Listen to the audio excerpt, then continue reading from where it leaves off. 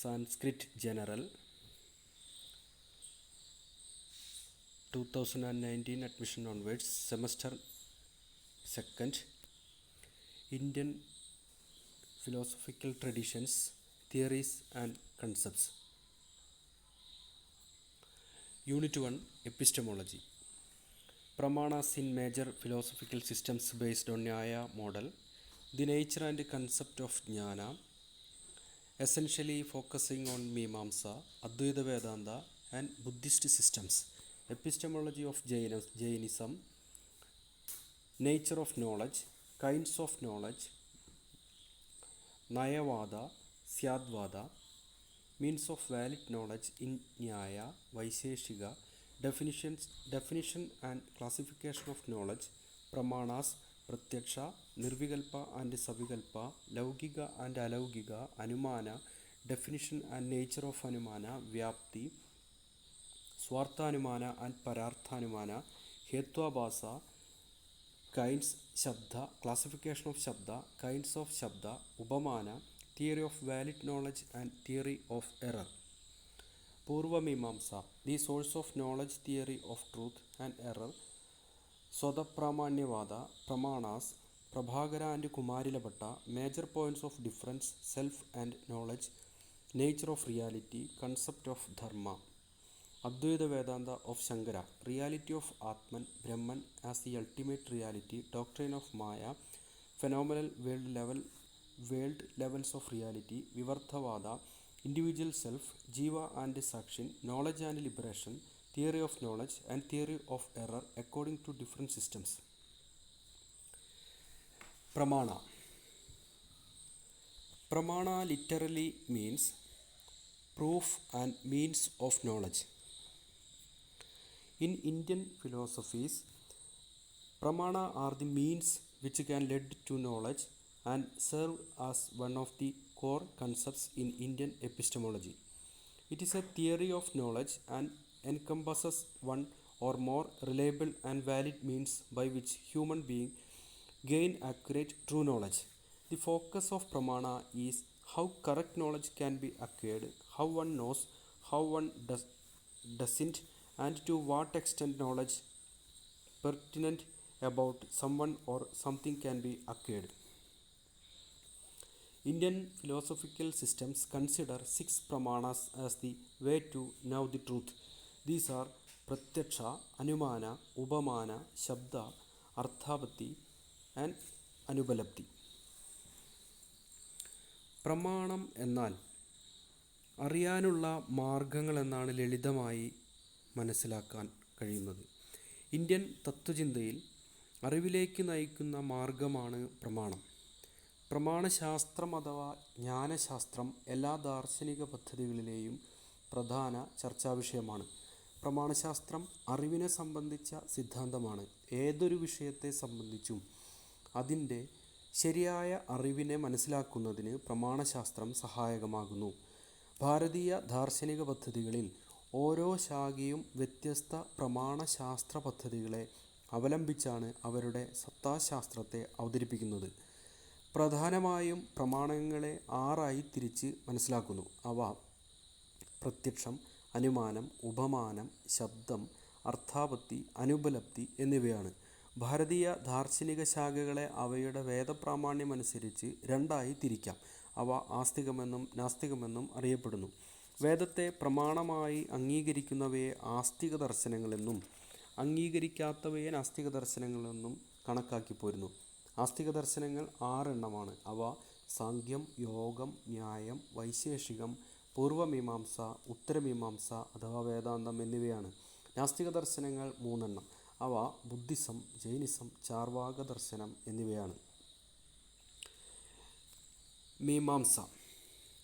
Mimamsa philosophy, one of the 6 systems of Indian philosophy. Jaimini was the founder of Mimamsa philosophy. It is divided into 2, Purva Mimamsa and Uttara Mimamsa. The 2 major Mimamsakas are Prabhakara and Kumarilabhatta. Prabhakara accepts 5 pramanas that are Pratyaksha, Anumana, Upamana, Shabda and Arthabati. Bhatta Mimamsakas accept one additional 6th, namely Anupalabdhi. Mimamsa is also known as Purva Mimamsa. In contrast to Uttara Mimamsa is the opposing school of Vedanta. This division is based on the notion of a dichotomy of the Vedic text into a Karmakanda, the department of the Veda treating of sacrificial rites, and the Jnanakanda dealing with the knowledge of Brahman. Because Uttara Mimamsa is Vedanta, the term Mimamsa generally denotes Purva Mimamsa. The Mimamsa Sutra or the Purva Mimamsa Sutras written by Rishi Jaimini is one of the most important ancient Indian philosophical texts. It forms the basis of Mimamsa, the earliest of the 6 orthodox schools of Indian philosophy. The work is divided into 12 adhyaya, which are further divided into 60 padas. The text provides rule for the interpretation of the Vedas and also provides philosophical justification for the observance of Vedic rituals by offering meaning and significance of Vedic rituals to attain moksha. Prabhakara Mimamsa. Prabhakara was an Indian philosopher, grammarian in the Mimamsa tradition of Kerala. Prabhakara described the 5 epistemically reliable means to gaining knowledge: Pratyaksha, Anumana, Upamana, Shabda and Arthapati. Kumarila Bhatta. Kumarila Bhatta was a philosopher and a scholar of Mimamsa school of philosophy from early medieval India. He is famous for many of his various deeds of Mimamsa, such as Mimamsa Sloka Vartika. Kumarila is also credited with the logical formulation of the Mimamsic belief that the Vedas are unauthored.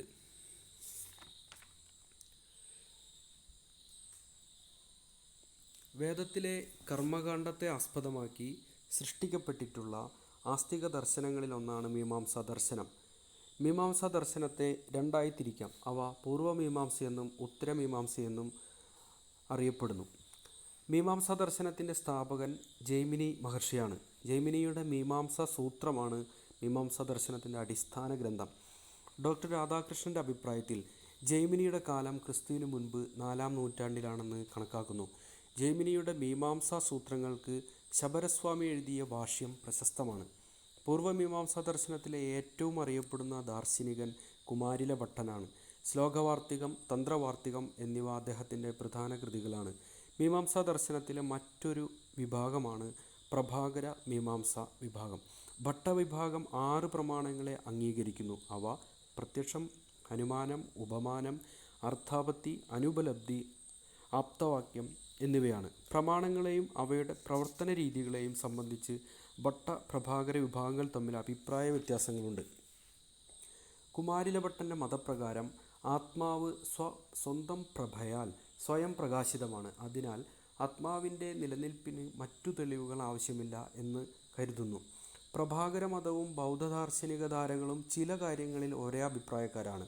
പൂർവമീമാംസാ പ്രകാരം 4 വേദങ്ങൾ അനുശാസിക്കുന്ന കർമ്മങ്ങൾ നിർവഹിച്ചാൽ മോക്ഷപ്രാപ്തി ഉണ്ടാകുമെന്ന് പറയുന്നു. കർമ്മങ്ങളുടെ ഫലം ഉടനടി ജീവിതത്തിൽ സിദ്ധിച്ചേക്കണമെന്നില്ല. പക്ഷേ ദൃഷ്ടിഗോചരമല്ലാത്ത അപൂർവ എന്ന ശക്തിയായി കർമ്മഫലം നീണ്ടകാലം നിലനിൽക്കുമെന്നും അനുയോജ്യമായ സാഹചര്യത്തിൽ അവ ഇഹലോകത്തിലോ പരലോകത്തിലോ ഫലം ചെയ്യുമെന്നും മീമാംസാ ദർശനം സിദ്ധാന്തിക്കുന്നു.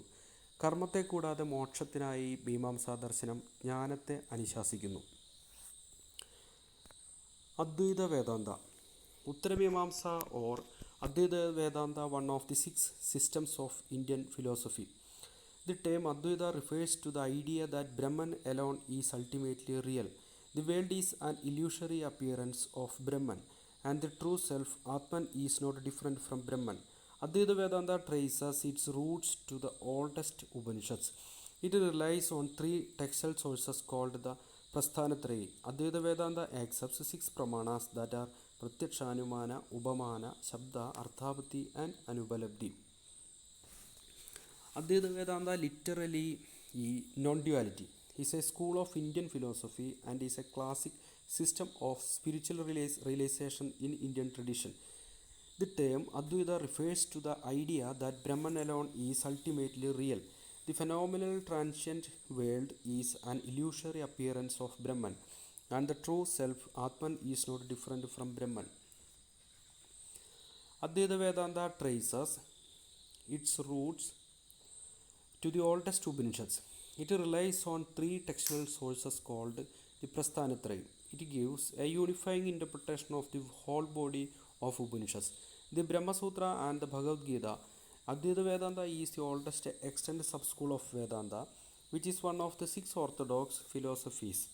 Although its roots trace back to the first millennium BC, the most prominent exponent of the Advaita Vedanta is considered by tradition to the 8th century scholar Adi Shankara.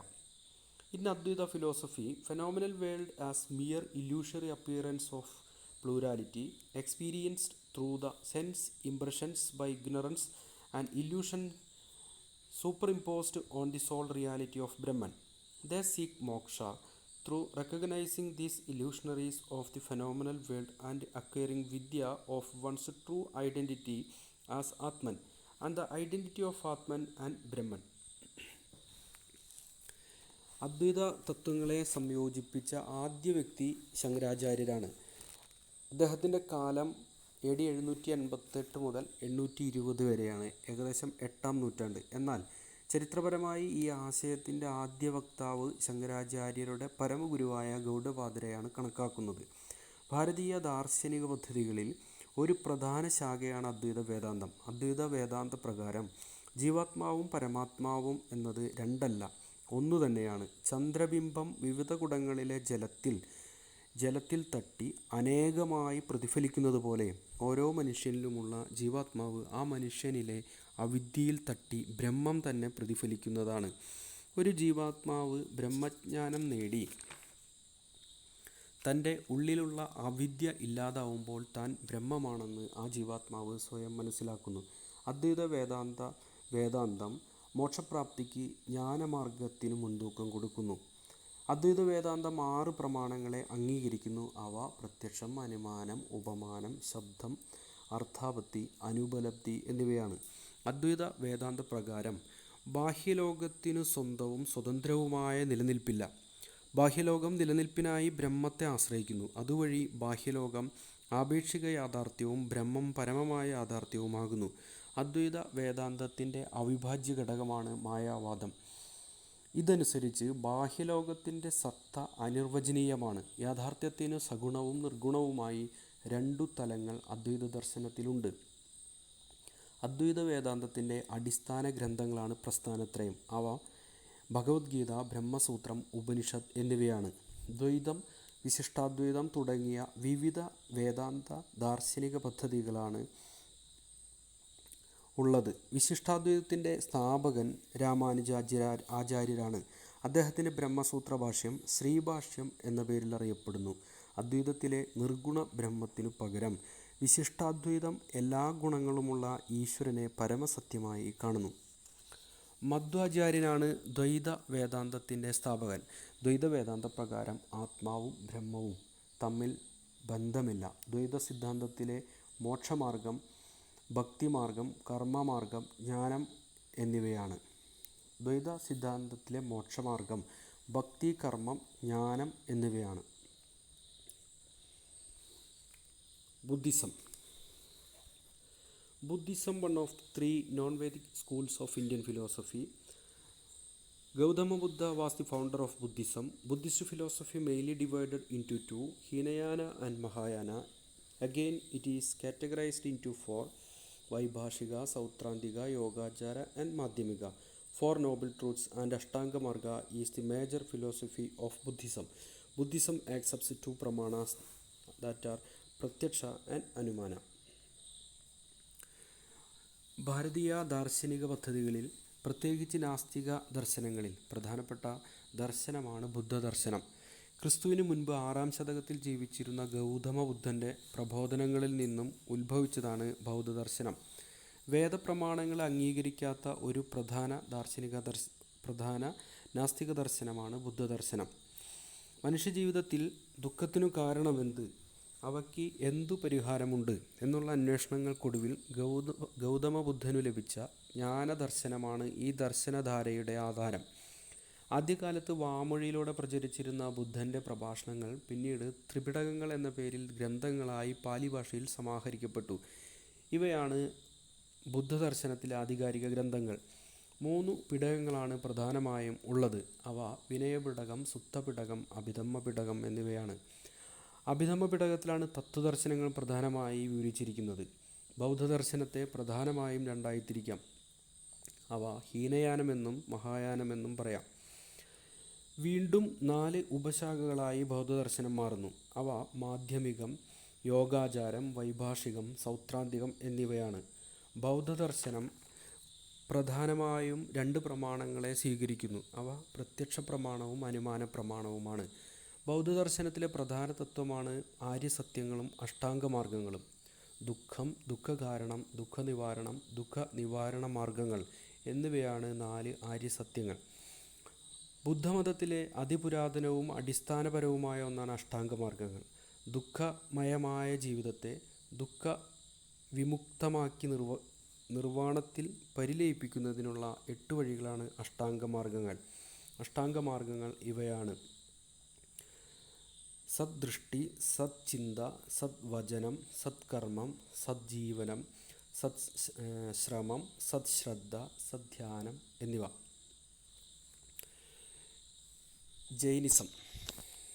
Jainism, one of the 3 major non-Vedic schools of Indian philosophy. Jainism has 24 Tirthankaras. Jainism is considered to be an eternal dharma with the Tirthankaras guiding every time cycle of the cosmology. The main religious premises of the Jain dharma are ahimsa, anegantavada and asceticism. Anegantavada is the Jain doctrine about metaphysical truths that emerged in ancient India. It states that the ultimate truth and reality is complex and has multiple aspects. Anegantavada has also been interpreted to mean non-absolutism, religious pluralism, as well as a rejection of fanaticism that leads to terror attacks and mass violence. Some scholars state that modern revisionism has attempted to reinterpret Anegantavada with religious tolerance, open-mindedness and pluralism. The word may be literally translated as non-one-sidedness doctrine or the doctrine of not one side. Anegantavada states that all knowledge claims must be qualified in many ways because reality is many-sided. It is done so systematically in later Jain texts through Saptabhanga Naya or the theory of sevenfold scheme. Saptabhanga Nayam are Syadasti, Syadnasti, Syadasti Nasti, Syad Asti Avaktavya, Syad Nasti Avaktavya, Syad Asti Nasti Avaktavya മുതലായവയാണ്. Jainism ഭാരതീയ ദർശന സമ്പ്രദായങ്ങളിൽ വേദങ്ങളെ പ്രമാണമായി സ്വീകരിക്കാത്തതും പുരാതനവുമായ ഒരു പ്രധാന നാസ്തിക ദർശനമാണ് ജൈനദർശനം. ദൈവാസ്തിത്വം ജൈനദർശനം അംഗീകരിക്കുന്നില്ല. പ്രപഞ്ചം ദ്രവ്യങ്ങളാൽ നിർമ്മിതവും സത്യവും ശാശ്വതവും ആണെന്നും ആത്മാവാണ് ജീവവസ്തുക്കൾക്ക് ചൈതന്യവും ബോധവും നൽകുന്നതെന്നും ജൈനദർശനം പറയുന്നു.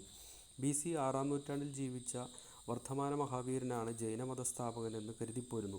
ജിനൻ എന്ന ശബ്ദത്തിനർത്ഥം രാഗദ്വേഷാദികളെ ജയിച്ചവനെന്നാണ്. ജൈനമതത്തിലെ വിശ്വാസമനുസരിച്ച് 24 തീർത്ഥങ്കരന്മാരാണ് മതത്തിലെ പ്രധാനികൾ. ആഗ്രഹത്തിൻ്റെയും കർമ്മത്തിൻ്റെയും ബന്ധങ്ങളിൽ നിന്നും മോചനം നേടി ലൗകിക ജീവിതത്തെ സംസാര ജീവിതത്തെ തരണം ചെയ്തവരാണ് തീർത്ഥങ്കരന്മാർ. ജൈനദർശനത്തിലെ ജ്ഞാനശാസ്ത്രമനുസരിച്ച് പ്രത്യക്ഷം, അനുമാനം, ശബ്ദം എന്നിങ്ങനെ 3 പ്രമാണങ്ങൾ ജൈനദർശനം അംഗീകരിക്കുന്നു. അറിവുകൾ ഒന്നും തന്നെ പൂർണ്ണമല്ല എന്ന് ജൈനദർശനം പറയുന്നു. വസ്തുക്കൾക്ക് അനന്തമായ ഗുണധർമ്മങ്ങളുണ്ട്. അതിൻ്റെ വലുപ്പം, നിറം, ആകൃതി, ഘടകങ്ങൾ എന്നിവയെ അടിസ്ഥാനപ്പെടുത്തി പക്ഷേ പൂർണ്ണരല്ലാത്ത നമുക്കതിനെക്കുറിച്ച് ഭാഗികമായ അറിവേ ലഭിക്കുന്നുള്ളൂ.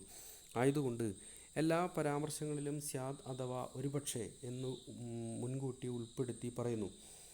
ഇതാണ് ജൈനദർശനത്തിലെ സ്യാദ്വാദം. ജൈനദർശനത്തിൻ്റെ താർക്കികവും ജ്ഞാനമീമാംസാപരവുമായ വശമാണ് സ്യാദ്വാദം. ഇത് യഥാർത്ഥത്തെക്കുറിച്ചുള്ള അറിവിൻ്റെ അപൂർണതയെയും അവ്യക്തതയെയും സാധൂകരിക്കുന്ന ഒരു പ്രത്യേക ആശയമാണ്. പരസ്പര വിരുദ്ധമെന്ന് തോന്നുമെങ്കിലും സൂക്ഷ്മനിരീക്ഷണത്തിൽ വൈരുദ്ധ്യമില്ലാത്ത 7 പ്രസ്താവനകൾ ഒരു വസ്തുവിനെക്കുറിച്ച് നടത്താമെന്നാണ് ഈ വാദത്തിൻ്റെ ചുരുക്കം. സ്യാദ്വാദം സ്യാദസ്തി, സ്യാദ് നാസ്തി, സ്യാദസ്തി നാസ്തി, സ്യാദസ്തി അവക്തവ്യം, സ്യാദ് നാസ്തി അവക്തവ്യം, സ്യാദ് അസ്തി ച അവക്തവ്യം, സ്യാദ് നാസ്തി ച അവക്തവ്യം എന്നിവയാണ്. ഇവയാണ് ജൈനദർശനത്തിലെ 7 തരം പ്രസ്താവനകൾ. സ്യാദ് അസ്തി എന്ന് പറയുന്നത് ഉണ്ടായിരിക്കാം. സ്യാദ് നാസ്തി ഇല്ലായിരിക്കാം. സ്യാദ് അസ്തി നാസ്തി എന്നതുകൊണ്ട് അർത്ഥമാക്കുന്നത് ഉണ്ടായിരിക്കുകയും ഇല്ലായിരിക്കുകയും ചെയ്യാം. സ്യാദ് അവക്തവ്യം എന്നതുകൊണ്ട് അർത്ഥമാക്കുന്നത് അവർണ്ണനീയമായിരിക്കാം. സ്യാദ് അസ്തി ച അവക്തവ്യം ഒരുപക്ഷെ സത്യം ഉണ്ടായിരിക്കാം, അവർണ്ണനീയവുമായിരിക്കാം. സ്യാദ് നാസ്തി ച അവക്തവ്യം ഇല്ലായിരിക്കാം, അവർണ്ണനീയമായിരിക്കാം. സ്യാദ് അസ്തി നാസ്തി ച അവക്തവ്യം ഉണ്ടായിരിക്കാം, ഇല്ലായിരിക്കാം, അവർണ്ണനീയമായിരിക്കാം. ഇതിനെയാണ് സ്യാദ്വാദം എന്നതുകൊണ്ട് അർത്ഥമാക്കുന്നത്. ന്യായവൈശേഷിക. Nyaya philosophy is one of the 6 orthodox school of Indian philosophy. The Nyaya school is most significant contributions to Indian philosophy was systematic development of the theory of logic, methodology and its treatises on epistemology. Nyaya school's epistemology accepts 4 out of 6 pramanas as reliable means of gaining knowledge: pratyaksha, anumana, upamana and shabda. In its metaphysics, Nyaya school is closely related to Vaisheshika school. Nyaya school shares some of its methodology and human suffering foundations with Buddhism. However, a key difference between the two is that Buddhism believes that there is neither a soul nor self.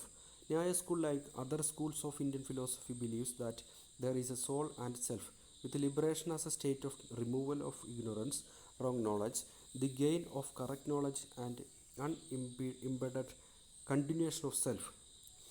The earliest text of the Nyaya school is the Nyaya Sutra of Gautama. The text is divided into 5 books, each having 2 sections. Vatsyayana's Nyaya Bhashya is a classic commentary on the Nyaya Sutra. Udyodhaga's Nyaya Vartika is written to defend Vatsyayana against the attacks made by Dighnatha. Vajaspati Mishra's Nyaya Vartika Talpari Tika, 9th century, is the next major exposition of this school. 2 other texts, Nyaya Sujinibandha and Nyaya Sutradhara, are also attributed to him. Vaisheshika philosophy is one of the 6 schools of Indian philosophy. From ancient India, in its early stages, the Vaisheshika was an independent philosophy with its own metaphysics, epistemology, logic, ethics and soteriology. Over time, the Vaisheshika system became similar in its philosophical procedures, ethical conclusions and soteriology to the Nyaya school, but retained its difference in epistemology and metaphysics. The epistemology of Vaisheshika philosophy, like Buddhism, accepted only 2 reliable means to knowledge: perception and inference. Vaisheshika school and Buddhism both consider their respective scriptures as indisputable and valid means to knowledge, the difference being that the scriptures held to be a valid and a reliable source by Vaisheshikas were the Vedas. According to Vaisheshika school, knowledge and liberation were achievable by a complete understanding of the world of experience. Vaisheshika Darshana was founded by Kanada around the 6th to 2nd centuries BC. This treatise is divided into 10 books. The 2 commentaries on the Vaisheshika Sutra, Ravana Bhashya and Bharadwaja Vritti, Prashastapada's Padartha Sangraha is the next important work of this school.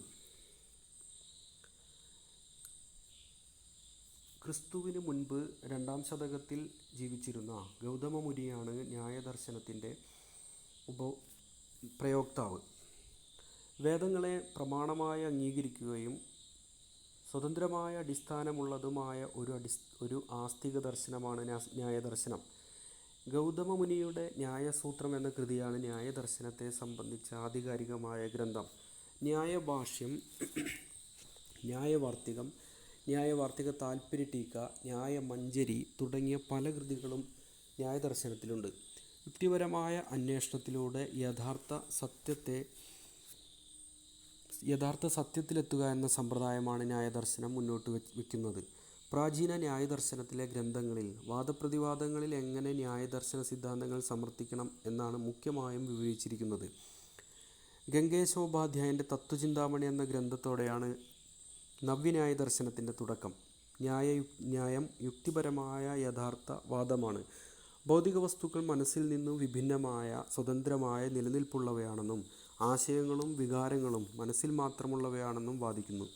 ന്യായദർശനം 4 പ്രമാണങ്ങളെ അംഗീകരിക്കുന്നു. അവ പ്രത്യക്ഷം, അനുമാനം, ഉപമാനം, ശബ്ദം എന്നിവയാണ്. വൈശേഷിക ദർശനം. ഭാരതീയ ആസ്തിക ദർശനങ്ങളിൽ പ്രധാനപ്പെട്ട ഒരു ദർശനമാണ് വൈശേഷിക ദർശനം. കണാദ മഹർഷിയാണ് വൈശേഷിക ദർശനത്തിൻ്റെ ഉപജ്ഞാതാവ്. വൈശേഷിക സൂത്രത്തിൻ്റെ രചയിതാവ് കണാദ മഹർഷിയാണ്. ഭൗതിക വസ്തുക്കളുടെ സൂക്ഷ്മമായ പഠനത്തിന് പ്രാധാന്യം നൽകുന്ന ദർശനമാണ് വൈശേഷിക ദർശനം. മോക്ഷമാർഗത്തിന് ഭൗതിക വസ്തുക്കളുടെ അവാസ്തവികതയും ആത്മാവിൻ്റെ പരിശുദ്ധിയും അംഗീകരിക്കേണ്ടതുണ്ട്. അണുസിദ്ധാന്തം എന്ന പേരിലാണ് വൈശേഷിക ദർശനം അറിയപ്പെടുന്നത്. പ്രപഞ്ചത്തിൽ നിരവധി ഉണ്ടെന്ന് പറയുന്ന വൈശേഷിക ദർശനം 7 തരം ദ്രവ്യങ്ങളെക്കുറിച്ച് ചർച്ച ചെയ്യുന്നു. അവ ദ്രവ്യ, ഗുണ, കർമ്മ, സാമാന്യ, വിശേഷ, സമവായ, അഭാവ എന്നിവയാണവ. പരമാണു സിദ്ധാന്തമാണ് വൈശേഷിക സിദ്ധാന്തത്തിൻ്റെ അടിസ്ഥാനം. പരമാണു സിദ്ധാന്തത്തെ കൂടാതെ വൈശേഷിക ദർശനത്തെ വിശദീകരിക്കുക പ്രയാസമാണ്.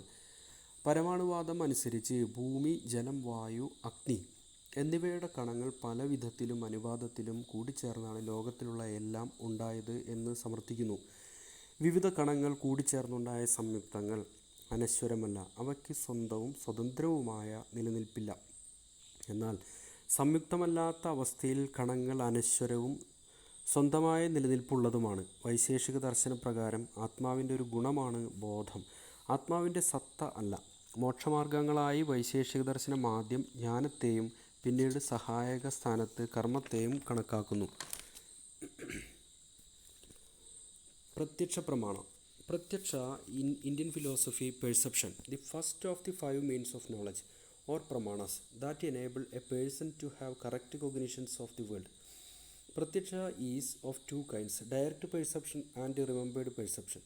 Some schools make a further distinction between indiscriminate perception, in which the object is perceived without its distinguishing features, and discriminate perception, in which the distinguishing features are both observed and recognized. ഇന്ദ്രിയങ്ങളും വസ്തുക്കളും തമ്മിൽ സ്പർശിച്ചുണ്ടാവുന്ന നേരിട്ടുള്ള ദൃഢമായ അറിവാണ് പ്രത്യക്ഷം. മുൻപിലുള്ള ഒരു വസ്തുവിനെ അതായി മനസ്സിലാക്കുന്നത് കണ്ണ് എന്ന ഇന്ദ്രിയം അതിൽ പതിക്കുമ്പോഴാണ്. എന്നാൽ ദൂരെ കാണുന്ന രൂപം എന്താണെന്ന സംശയമുണ്ടാകുന്നത് പ്രത്യക്ഷ ജ്ഞാനം അല്ല. ലൗകികം, അലൗകികം എന്നു 2 തരം പ്രത്യക്ഷാനുഭവങ്ങൾ ഉണ്ട് എന്നാണ് നൈയായികരുടെ അഭിപ്രായം. കണ്ണ്, ചെവി തുടങ്ങിയ ബാഹ്യേന്ദ്രിയങ്ങളിൽ കൂടി ലഭിക്കുന്ന അറിവും മനസ്സ് എന്ന ആന്തരിക ഇന്ദ്രിയത്തിൽ നിന്നുണ്ടാവുന്ന അനുഭവങ്ങളും ലൗകികമായ അറിവാണ്. അലൗകികമായ അറിവുകൾ 3 തരമാണ്. അവ സാമാന്യ ലക്ഷണം, ജ്ഞാനലക്ഷണം, യോഗജം മുതലായവയാണ്. സവികൽപ്പം, നിർവികൽപ്പം എന്നിങ്ങനെ പ്രത്യക്ഷാനുഭവങ്ങളെ വകതിരിച്ചിട്ടുണ്ട്. ഉദാഹരണത്തിന്, മേശപ്പുറത്തിരിക്കുന്ന ഒരു നാരങ്ങയെ ആദ്യം കാണുന്ന മാത്രയിൽ അത് നാരങ്ങയാണ് എന്ന് ബോധം ഉണ്ടാവുന്നില്ല. അതിൻ്റെ നിറം, ആകൃതി തുടങ്ങിയ ഗുണങ്ങളെക്കുറിച്ചുള്ള ധാരണയെ ഉണ്ടാവുന്നുള്ളൂ. അതുപോലെ മറ്റെന്തെങ്കിലും കാര്യങ്ങളെ ആലോചിച്ചുകൊണ്ട് ഒരു പ്രവൃത്തി ചെയ്യുന്ന ആൾ ആ പ്രവൃത്തിയെക്കുറിച്ചൊന്നും അറിയുകയോ അനുഭവിക്കുകയോ ചെയ്യുന്നില്ല. ഇതാണ് നിർവികൽപ്പം. ഒരു വസ്തുവിനെ കണ്ട മാത്രയിൽ ആ വസ്തു ആ വസ്തുവിനെ സംബന്ധിച്ചതെല്ലാം ഗ്രഹിക്കുന്നതിനെയാണ് സവികല്പം എന്നർത്ഥമാക്കുന്നത്. Anumana. Anumana means inference or knowledge that follows. It is one of the pramanas or sources of correct knowledge in Indian philosophy. Anumana is using observation, previous truths and reason to reach a new conclusion and truth. A simple example is observing smoke and inferring that there must be fire. Anumana consists of 5 steps: a hypothesis, reason, an example, reaffirmation and conclusion. ഒരറിവിനെ ആസ്പദമാക്കി എടുക്കുന്ന മറ്റൊരറിവാണ് അനുമാനം. മലമുകളിൽ പുക കാണുന്നു, അതുകൊണ്ട് അവിടെ തീയുണ്ട് എന്ന്, പുകയുള്ളിടത്ത് തീയുണ്ട് എന്ന മുന്നറിവ് ആസ്പദമാക്കി എടുക്കുന്ന ഒരു അനുമാനം. അയാൾ മനുഷ്യനാണ്, അതുകൊണ്ട് അയാൾക്ക് മരണമുണ്ട് എന്നത് മനുഷ്യനും മരണവും തമ്മിലുള്ള ദൃഢവും സാർവത്രികവുമായ ബന്ധത്തിൻ്റെ വ്യാപ്തിയുടെ അടിസ്ഥാനത്തിലുള്ള ഒരു അനുമാനമാണ്. അനുമാനത്തിൽ പക്ഷം, ഹേതു, സാധ്യം എന്നിങ്ങനെ വിഭാഗങ്ങളുണ്ട്. അവ തമ്മിലുള്ള ബന്ധം സ്ഥാപിക്കാൻ ഉപയോഗിക്കുന്ന 5 വാക്യങ്ങളെ അവയവങ്ങൾ എന്ന് വിളിക്കുന്നു. വ്യാപ്തി. വ്യാപ്തി is considered as the logical ground of inference, which is one of the means to knowledge. No conclusion can be inferred without the knowledge of vyapti. Vyapti guarantees the truth of conclusion. It signifies the relation of invariable concomitance between hetu and sadhya, and is of 2 kinds. Vyapti between terms of unequal extension is called asamvyapti or asamavyapti or vishamavyapti, and vyapti between equal extensions is called samavyapti. Vyapti is a universal statement that expresses the niyata sahajarya or relation of constant concomitance between hetu or the middle term and sadhya or the major term, and implies the sahajara, that is the knowledge of invariable relation of causality or coexistence between sadhya and hetu in all the 3 instances of time, which is possible when the Anubhadik Sambandha, that is relation of unconditionality between the 2, is known. It is defined as the unconditional and constant concomitant relation between Vyapya the pervader and Vyabhaga the pervader. രണ്ടു കാര്യങ്ങൾ തമ്മിലുള്ള നിത്യവും നിരൂപാധികവുമായ സംബന്ധമാണ് വ്യാപ്തി. തീയും പുകയും തമ്മിലുള്ള വ്യാപ്തിയെ ആധാരമാക്കിയാണ് മലമുകളിൽ തീയുണ്ട് എന്ന അനുമാനത്തിലെത്തുന്നത്. എന്നാൽ പുകയുണ്ടെങ്കിൽ തീയുണ്ട് എന്ന് പറയാമെങ്കിലും പുകയുള്ളപ്പോഴെല്ലാം തീയുണ്ടെന്ന് പറയാനാവില്ല.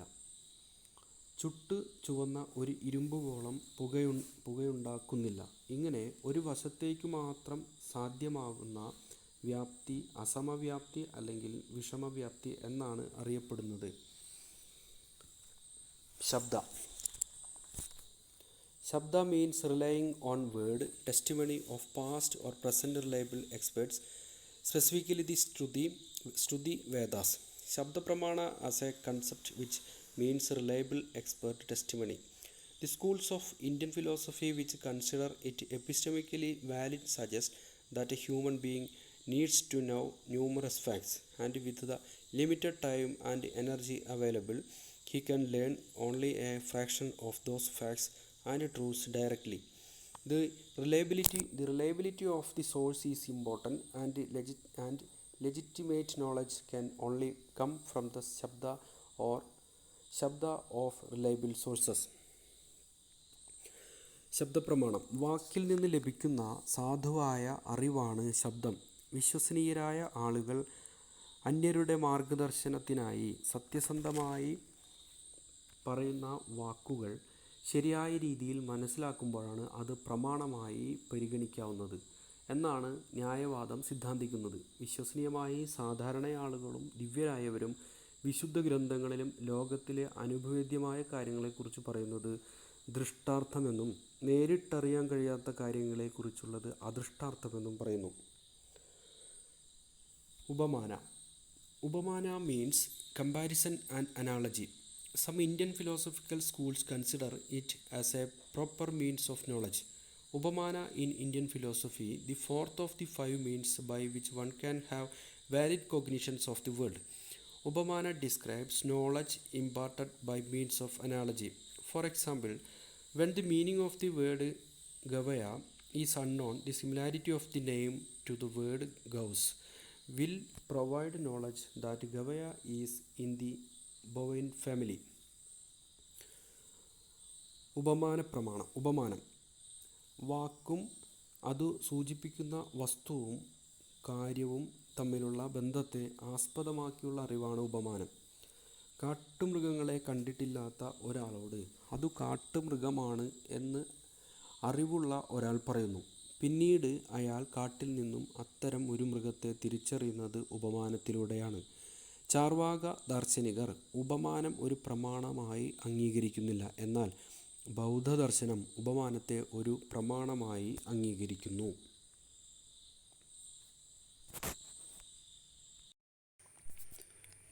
Unit 2 ontology. Ontology in Nyaya Vaisheshika and Sankhya Yoga systems of thoughts. Ontology in Advaita Vedanta.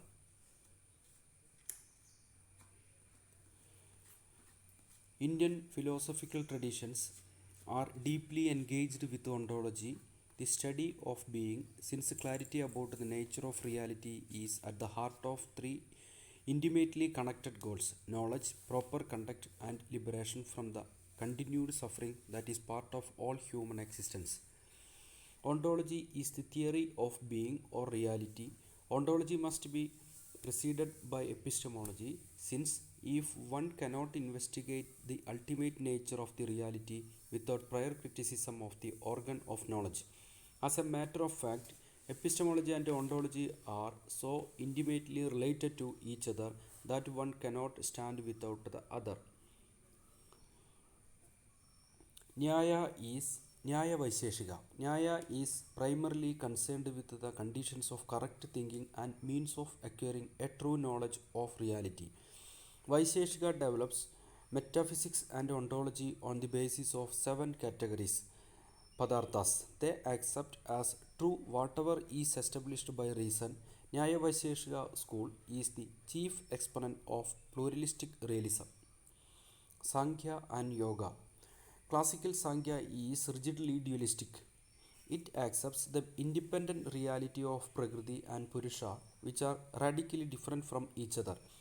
Prakriti is the mass of undifferentiated being and as such the ultimate ground of the world. Purusha is the fact of consciousness, the ultimate ground of man. Thus, Purusha and Prakriti, the radical concepts in the Sankhya system, come under the ontological discussion. Yoga philosophy.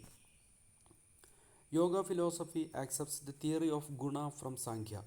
Guna's theory states that 3 gunas, innate tendency attributes, are present in different proportions in all beings, and these 3 are sattva guna, rajas guna, and tamas guna. These 3 are present in every being but in different proportions, and the fundamental nature and psychological dispositions of being is a consequence of the relative proportion of these 3 gunas. When Sattva-guna predominates an individual, the qualities of lucidity, wisdom, constructiveness, harmonious and peacefulness manifest themselves. When Rajas is predominant, attachment, craving, passion-driven activity and restlessness manifest. And when tamas predominates in an individual, ignorance, delusion, destructive behavior, lethargy, and suffering manifest. The gunas theory underpins the philosophy of mind in yoga philosophy. Advaita Vedanta. According to Advaita Vedanta, Brahman is the highest reality, that which is unborn and unchanging and not sublatable and cannot be superseded by a still higher reality. other than Brahman, everything else, including the universe, material, objects, and individuals, are ever changing and therefore Maya. Brahman is Paramarthika Satyam, absolute truth, and the true self, pure consciousness, the only reality. ഒരു ദർശനത്തിൻ്റെ സത്താശാസ്ത്രത്തെ സംബന്ധിച്ചുള്ള പഠനമാണ് ontology അഥവാ സത്താശാസ്ത്ര പഠനം. ഒരു ദർശനം മുന്നോട്ട് വയ്ക്കുന്ന കാതലായ ആശയം അഥവാ അതിൻ്റെ ഉണ്മ എന്നിവയെ മനസ്സിലാക്കുന്നതിന് പ്രമാണശാസ്ത്രം അടിസ്ഥാനമായി ഉപയോഗിക്കുന്നു. പ്രമാണശാസ്ത്രമാണ് സത്താശാസ്ത്രത്തെ മനസ്സിലാക്കുവാൻ ഉപയോഗിക്കുന്ന വഴി. ഭാരതീയ ദാർശനിക പദ്ധതികളിൽ പ്രമാണങ്ങൾ 6 എണ്ണമാണ്. അവ പ്രത്യക്ഷം, അനുമാനം, ഉപമാനം, ശബ്ദം, അർത്ഥാപത്തി, അനുപലബ്ധി എന്നിങ്ങനെയാണ്. ഈ പ്രമാണങ്ങൾ അഥവാ ജ്ഞാനശാസ്ത്രങ്ങൾ ഒരു ദർശനത്തിൻ്റെ ഏറ്റവും പ്രധാനപ്പെട്ട ആശയമായ സത്താശാസ്ത്രത്തെ മനസ്സിലാക്കുന്നതിന് ഉപയോഗിക്കുന്നു. Ontology in ന്യായവൈശേഷിക. ഗൗതമൻ്റെ ന്യായസൂത്രമാണ് ന്യായദർശനത്തിൻ്റെ ആധികാരിക ഗ്രന്ഥം. ന്യായഭാഷ്യം, ന്യായവാർത്തികം, ന്യായവാർത്തിക താത്പര്യടീക, ന്യായമഞ്ജരി, ന്യായകുസുമഞ്ജരി തുടങ്ങിയ പല കൃതികളും ഈ ദർശന സമ്പ്രദായത്തിലുണ്ട്. പ്രാചീന ന്യായദർശനത്തിലെ ഗ്രന്ഥങ്ങളിൽ വാദപ്രതിവാദങ്ങളിൽ എങ്ങനെ ന്യായദർശന സിദ്ധാന്തങ്ങൾ സമർത്ഥിക്കണമെന്നാണ് മുഖ്യമായും വിവരിച്ചിരിക്കുന്നത്. 16 ദർശന വിഷയങ്ങളുടെ വിപുലീകരിച്ച പ്രതിപാദനമാണ് ന്യായത്തിലുള്ളത്. പ്രപഞ്ചം മാറ്റമില്ലാത്തതും നിത്യവും ആയ അഗ്നി, ജലം, ഭൂമി, വായു എന്നിങ്ങനെ 4 ഭൂതങ്ങളാൽ നിർമ്മിച്ചിരിക്കുന്നു. ആകാശം ഒരു ഭൂതമാണെങ്കിലും അത് ഒന്നിൻ്റെയും നിർമ്മാണ ഘടകമല്ല. ആകാശം, കാലം, ദിക്ക് എന്നിവ നിത്യങ്ങളും അനന്തങ്ങളും പരസ്പരം വ്യത്യസ്തങ്ങളും ആയ വസ്തുക്കളാണ്. 4 തരം ഭൂതങ്ങൾ പല രീതിയിൽ ബന്ധിച്ച് വിവിധ തരം വസ്തുക്കളുണ്ടാവുന്നു. ഈ വിഷയങ്ങളുടെ വിശദീകരണം വൈശേഷിക ദർശനത്തിൽ കാണാം. ആത്മാവിനെ പറ്റിയുള്ള ന്യായവൈശേഷിക ദർശനം യാഥാർത്ഥ്യപരമാണ്. സജീവ വസ്തുക്കളിൽ ശരീരത്തിൽ നിന്ന് വ്യത്യസ്തമായി ആത്മാവ് എന്നൊരു വസ്തുവുണ്ട്. ബോധവും വികാരങ്ങളും ആശയങ്ങളും അതിൻ്റെ ഗുണങ്ങളാണ്. അവ ബാഹ്യേന്ദ്രിയങ്ങൾ കൊണ്ടല്ല അനുഭവിച്ചറിയുന്നത്. അതുകൊണ്ട് ആത്മാവ് ഭൗതിക വസ്തുവല്ല. ആത്മാവിൻ്റെ ഈ ഗുണങ്ങൾ അതിൻ്റെ കേവല ഗുണങ്ങളല്ല, മറിച്ച് ശരീരവുമായി ബന്ധപ്പെടുമ്പോൾ കൈവരുന്ന വിശേഷ ഗുണങ്ങളാണ്. ഇന്ദ്രിയങ്ങളോ മനസ്സോ ശരീരമോ ആത്മാവല്ല. ബോധം ഭൗതിക ശരീരത്തിൻ്റെയോ ഇന്ദ്രിയങ്ങളുടെയോ ഗുണവുമല്ല. ഓർമ്മയും വികാരവിചാരങ്ങളും ഇന്ദ്രിയങ്ങളെ ആസ്പദമാക്കി വിശദീകരിക്കാനാവില്ല. മനസ്സിൽ നിന്നും രൂപപ്പെടുന്നതാവാനും കരുതാനാവില്ല. ന്യായദർശനപ്രകാരം മനസ്സ് അതിസൂക്ഷ്മമായ സാധ്യമല്ലാത്ത വസ്തുവാണെങ്കിൽ അതിൽ നിന്നും ഉത്ഭവിക്കുന്നതെന്തും ഗ്രഹിക്കാൻ കഴിയാത്തവയായിരിക്കണം. ബോധങ്ങളുടെ ഒരു ശൃംഖലയാണ് ആത്മാവ് എന്ന ബൗദ്ധരുടെ വാദവും സ്വയം പ്രകാശിപ്പിക്കുന്ന ചൈതന്യമാണ് ആത്മാവ് എന്ന അദ്വൈതികളുടെ വാദവും ന്യായദർശനം അംഗീകരിക്കുന്നില്ല. ഒരു ജപമാലയിലെ മുത്തുകൾ ആവാത്തതുപോലെ ബോധശൃംഖലയിലെ ഒരംഗത്തിനും അതിനു മുൻപോ പിൻപോ ബോധത്തെ തിരിച്ചറിയാൻ കഴിയില്ല. ആയതിനാൽ ശരീരത്തിൽ നിന്നും വേർപെട്ട് ശുദ്ധബോധം എന്നൊന്നില്ല. ഇരിക്കാനിടമില്ലാത്ത ആത്മാവിന് നിലനിൽപ്പില്ല. ആത്മാവ് വെറും ബോധമോ അറിവോ അല്ല. അറിവ് നേടുവാൻ കഴിവുള്ള ഞാൻ എന്ന അഹങ്കാരാശ്രിതമായ ഭോക്താവ് കൂടിയായ ഒന്നാണ്. ന്യായദർശനത്തിൽ ഈശ്വരൻ പ്രപഞ്ചസൃഷ്ടാവും പരിപാലകനും സംഹാരകനുമാണ്. ഏകനും നിത്യനും അനന്തനും സർവജ്ഞാനിയും സർവശക്തനും ആണ്.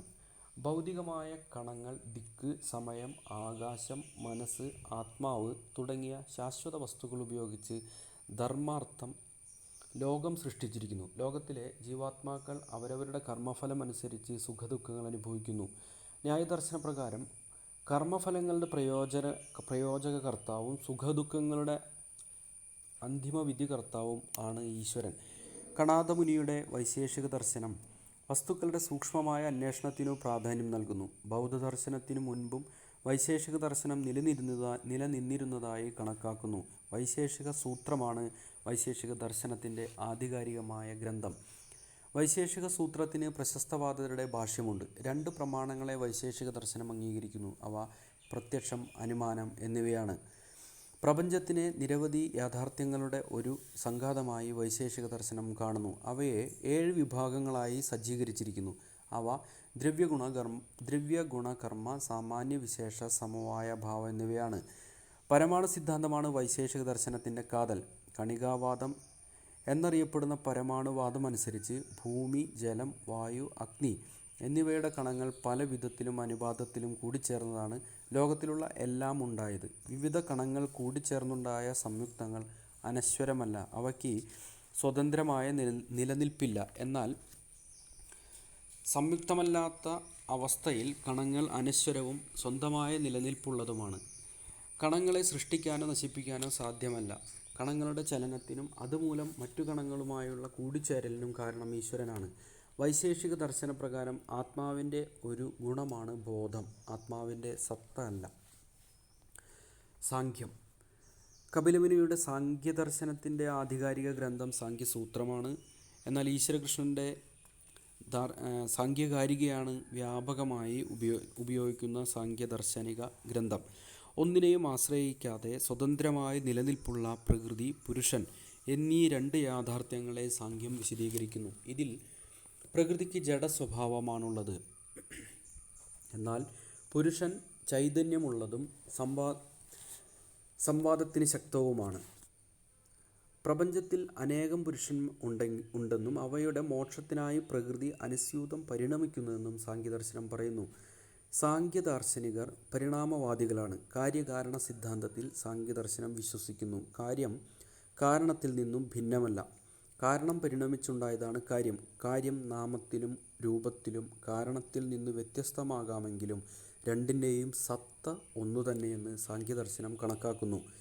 സാംഖ്യദർശനം പ്രകാരം പ്രകൃതി എന്നത് സത്വരജ തമോ ഗുണങ്ങളുടെ ആകത്തുകയാണ്. മൂന്ന് ഗുണങ്ങളുടെയും ആധാരമല്ല, മറിച്ച് മൂന്ന് ഗുണങ്ങളും കൂടിച്ചേർന്നതാണ് പ്രകൃതി. മാനസികമായതും ഭൗതികവുമായതുമായ എല്ലാം ഈ മൂന്ന് ഗുണങ്ങളാൽ നിർമ്മിതമാണ്. സാംഖ്യദർശന പ്രകാരം തൻ്റെ ദൈവികത്വത്തെ സംബന്ധിച്ച് പുരുഷൻ വിവേചിച്ച് മനസ്സിലാക്കുന്നതാണ് മോക്ഷം. മോക്ഷമെന്നത് സന്തോഷമോ ദുഃഖമോ നിറഞ്ഞു നിൽക്കുന്ന അവസ്ഥയല്ല സാംഖ്യദർശനത്തിൽ, മറിച്ച് സുഖദുഃഖമില്ലാത്ത അവസ്ഥയാണ്.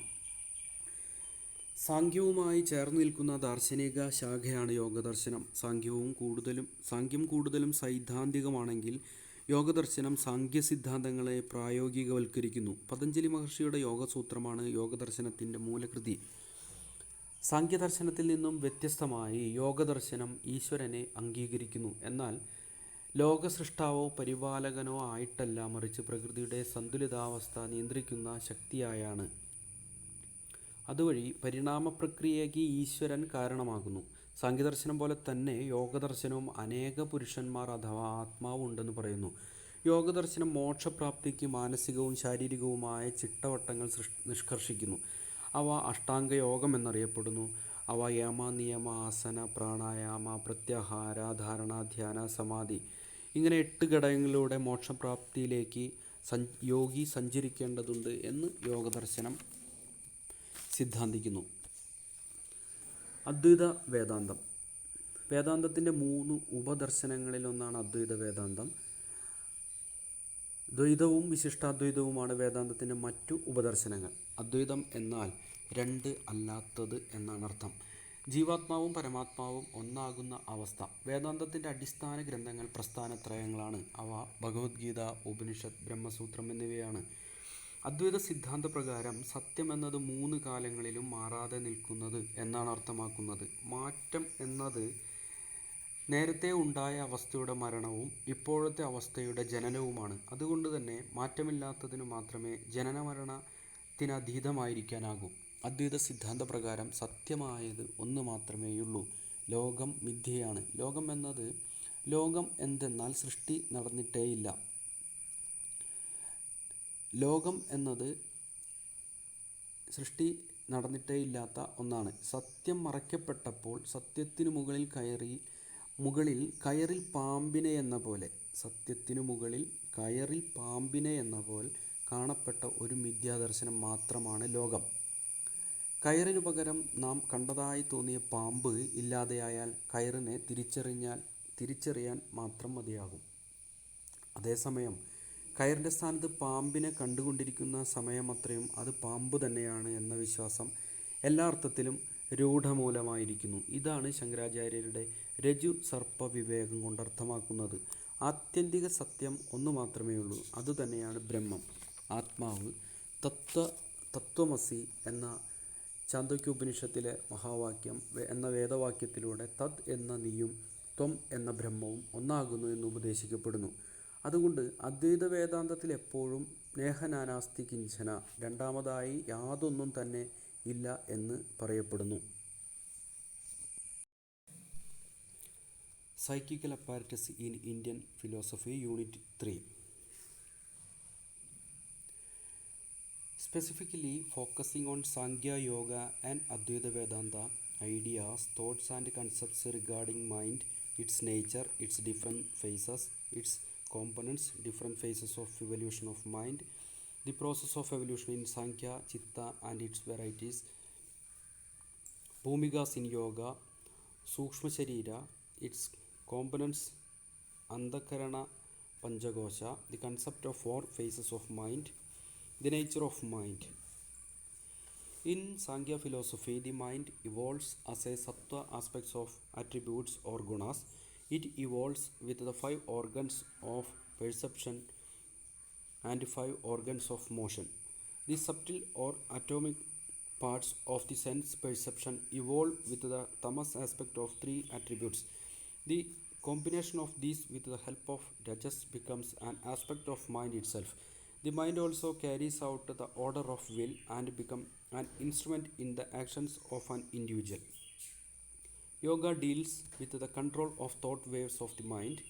The mind is a combination of 3 components, namely manas, buddhi and ahankara, and sensory organs.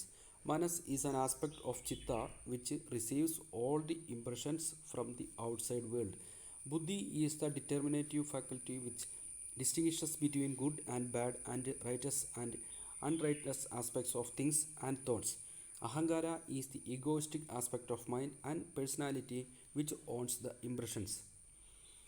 According to yoga, mind is unconscious and it only reflects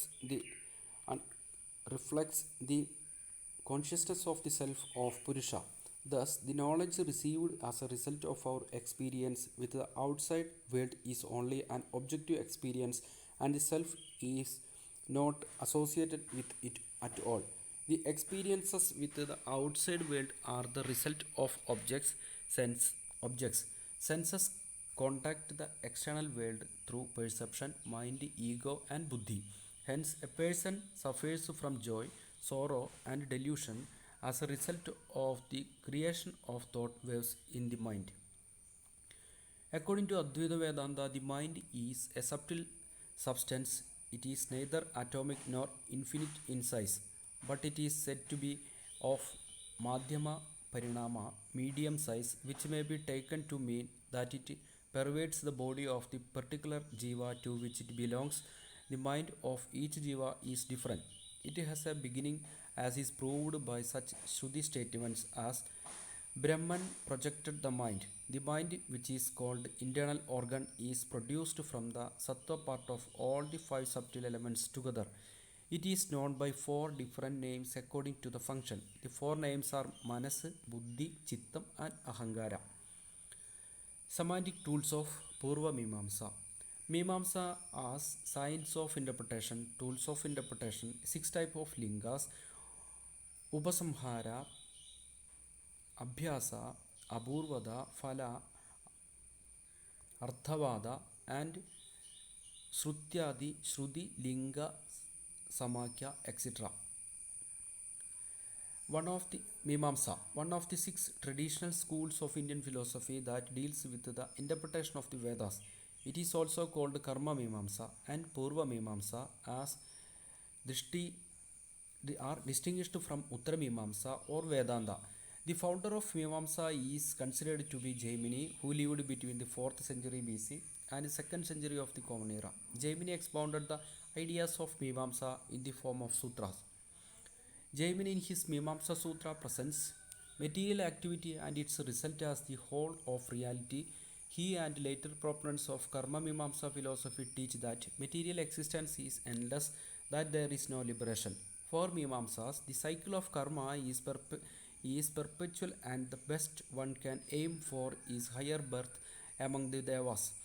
Therefore, they hold that the whole purpose of the Vedas is to engage human beings in rituals for creating good karma, and consequently, the nature soul's prime responsibility is to ascertain the exact meaning of the Vedas' sacrificial injunctions and to execute them. Kashmir Shaivism and Indian Aesthetics. General Survey of Literature on Kashmiri Shaivism. Agama, Spanda and Pratyabhijna Schools. Perceptual Lineage. Vasugupta, Somanatha, Utpaladeva, Lakshmanagupta, Budhiraja, Abhinavagupta, Kshemaraja. Scriptural Tradition. Shivasutra, Shivadrishti, Ishvara Pratyabhijnanakariga, Pratyabhijna Hridaya, Spandagariga, Tantra Loga. Major concepts of Kashmir Shaivism reflected on Indian aesthetics. Pratyabhijna, 36 Tattvas, Malas, Shaktis, Abhasa, Prakasha, Vimarsha, Charvana, Vishranti, Prakhya and Ubhakya. Bimba Pratibhimbavada, Pashyanti, Madhyama, Vaikhari, Pratibha, Sahridaya. According to the traditions of Kashmiri Shaivism, Lord Shiva originally set forth 64 systems or philosophies, some monistic, some dualistic, and some monistic theistic. Eventually, these were lost, and Shiva commanded sage Durvasas to revive the knowledge. Sage Durvasa's mind-born sons were assigned to teach the philosophies Trayambaka, Amardaga, and Srinatha. Thus, Trayambaka at an unknown time laid a new foundation of Kashmir Shaiva philosophy. Kashmir Shaivite literature is in three broad divisions: Agama Shastra, Spanda Shastra, and Pratyabhijna Shastra. Agama Shastra includes works of divine origin, especially the Shaiva Agama literature, but also including Vasugupta's Shiva Sutras. The Spanda Sutra or Spandagarigas are both attributed to Vasugupta's disciple. These elaborate the principles of the Shiva Sutras. The Pratyabhijna Sutra's principal components are the Shiva Drishti by Vasugupta's disciple Somanatha and the Pratyabhijna Sutras by Somanatha's pupil Utpaladeva. Abhinavagupta wrote 40 works including Tantra Loga, Light on Tantra, a comprehensive text on agamic Shaiva philosophy and ritual. It was Abhinavagupta whose brilliant and encyclopedic work established Kashmir Shaivism as an important philosophical school. വേദങ്ങളിലെ കർമ്മകാണ്ഡത്തെ ആസ്പദമാക്കി സൃഷ്ടിക്കപ്പെട്ടിട്ടുള്ള പ്രാചീനമായ 6 ഭാരതീയ ദർശനങ്ങളിലൊന്നാണ് മീമാംസ. മീമാംസാ ദർശനത്തെ രണ്ടായി തിരിച്ചിരിക്കുന്നു: ഉത്തരമീമാംസയും പൂർവ്വമീമാംസയും. ഉത്തരമീമാംസ വേദാന്തം എന്ന പേരിൽ പ്രത്യേക ദർശനമായി മനസ്സിലാക്കുന്നു. പൂർവ്വമീമാംസാ ദർശനത്തിലെ ഏറ്റവും അറിയപ്പെടുന്ന ദാർശനികന്മാരിൽ ഒരാളാണ് കുമാരില ഭട്ടൻ. ഇതുകൂടാതെ പ്രഭാകര മീമാംസകരൻ എന്ന മറ്റൊരു വിഭാഗവും മീമാംസാ ദർശനത്തിലുണ്ട്. മീമാംസാ ദർശനം പൊതുവെ കർമ്മകാണ്ഡത്തെ പിൻപറ്റുന്നു. വേദമന്ത്രങ്ങൾക്കും കർമ്മങ്ങൾക്കും സാധുത ഉറപ്പുവരുത്തുന്നതാണ് പൂർവ്വമീമാംസാ പദ്ധതി. ജൈമിനിയുടെ മീമാംസാ സൂത്രമാണ് മീമാംസാ ദർശനത്തിലെ ആധികാരികമായ കൃതി. പൂർവ്വമീമാംസകരിൽ ഏറ്റവും അറിയപ്പെടുന്ന ദാർശനികൻ കുമാരില ഭട്ടനാണ്. ശ്ലോകവാർത്തികം, തന്ത്രവാർത്തികം എന്നിവ കുമാരില ഭട്ടൻ്റെ പ്രധാന കൃതികളാണ്. പൂർവ്വമീമാംസയിലെ തന്നെ മറ്റൊരു വിഭാഗമാണ് പ്രഭാകര മീമാംസകർ. മീമാംസകർ ദർശനത്തിലെ ഭട്ടവിഭാഗമാണ്. ഭട്ടവിഭാഗം 6 പ്രമാണങ്ങളെ അംഗീകരിക്കുന്നു. അവ പ്രത്യക്ഷം, അനുമാനം, ഉപമാനം, അർത്ഥാപത്യം, അനുപലബ്ധി, ആപ്തവാക്യം എന്നിവയാണ്. പ്രമാണങ്ങളെയും അവയുടെ പ്രവർത്തന രീതികളെയും സംബന്ധിച്ച് ഭട്ട പ്രഭാകര വിഭാഗങ്ങൾ തമ്മിൽ അഭിപ്രായ വ്യത്യാസങ്ങളുണ്ട്. കാശ്മീരി ശൈവിസം വളരെ പഴക്കമുള്ള ഒരു ദാർശനിക സമ്പ്രദായമാണ് ശൈവിസം. ബ്രഹ്മം, ആത്മാവ്, പരമാത്മാവ് എന്നീ വാക്കുകളുടെ അർത്ഥം വരുന്ന ശിവം എന്ന വാക്ക് പ്രപഞ്ച അവബോധത്തിൻ്റെ സ്ഥാനത്ത് ശൈവമതത്തിൽ ഉപയോഗിക്കുന്നു. ജീവൻ, പ്രപഞ്ച നിയമങ്ങൾ ഇവയ്ക്കുള്ള പൊതുനാമമായാണ് ശിവനെ കാണുന്നത്. സൃഷ്ടി, സ്ഥിതി, ലയം, തിരോധാനം, അനുഗ്രഹം എന്നിവ ഏകനും അർദ്ധനാരീശ്വരനുമായ ശിവൻ്റെ പഞ്ചകൃത്യങ്ങളായാണ് കണക്കാക്കുന്നത്. ഈ കർമ്മങ്ങളുടെ അടിസ്ഥാനത്തിൽ ബ്രഹ്മാവ്, വിഷ്ണു, രുദ്രൻ, ഈശ്വരൻ, സദാശിവൻ തുടങ്ങിയ 5 ഭാവങ്ങളുള്ളതായി, പഞ്ചശിരസ്സുള്ളതായി ശിവനെ സങ്കല്പിക്കുന്നു.